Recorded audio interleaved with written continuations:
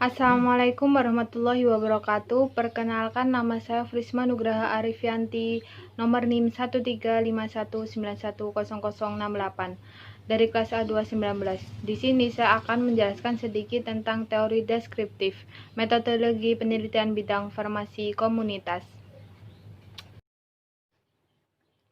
Pengertian dan tujuan metode penelitian deskriptif.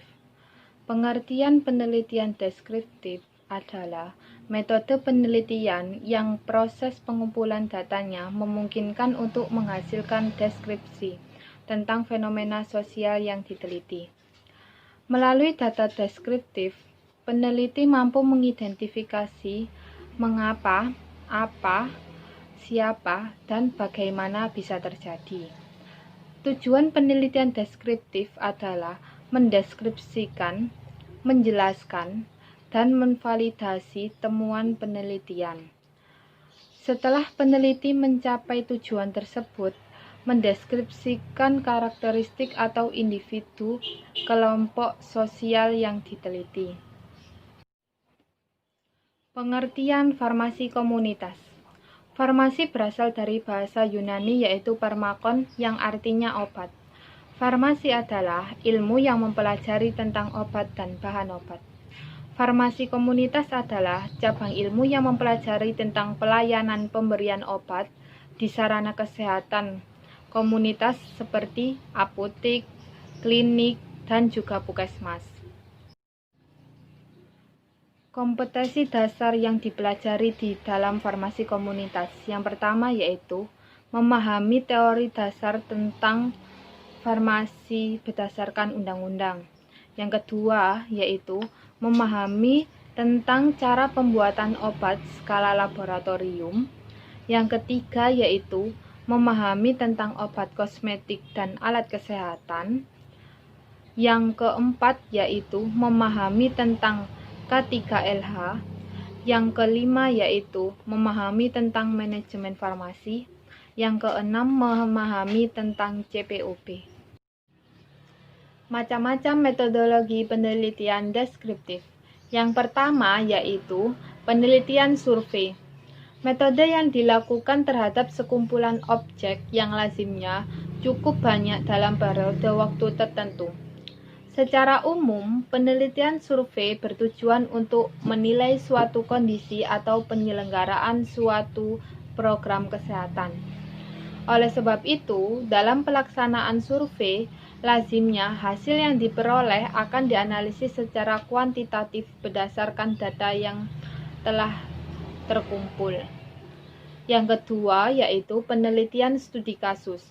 Pengujian secara rinci terhadap suatu latar atau satu orang subjek atau satu tempat penyimpanan dokumen atau satu peristiwa tertentu. Dalam penelitian studi kasus juga didefinisikan sebagai metodologi penelitian yang lebih bersifat teknis, dengan penekanan pada ciri-cirinya yaitu penelitian berusaha menguji unit atau individu secara mendalam. Yang ketiga yaitu ada studi perbandingan. Dilakukan dengan membandingkan persamaan dan perbedaan sebagai fenomena untuk mencari faktor-faktor apa saja yang menimbulkan suatu peristiwa tertentu.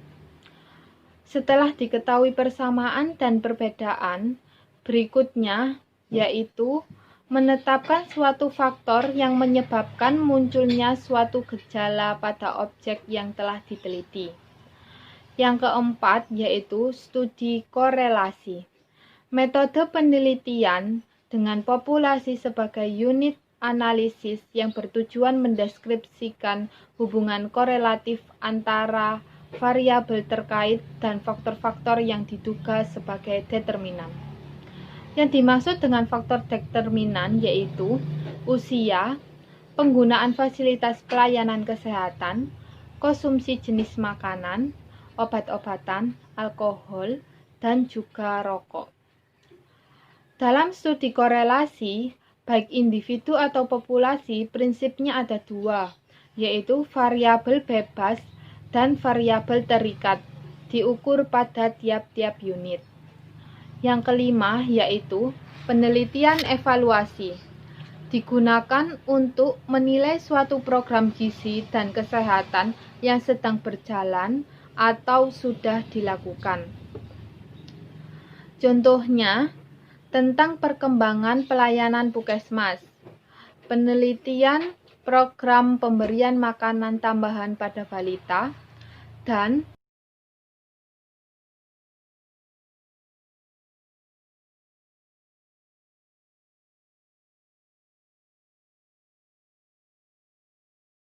penelitian evaluasi tentang penanggulangan penyakit degeneratif. Hasil dari penelitian evaluasi digunakan untuk perbaikan dan atau peningkatan program-program yang dilakukan.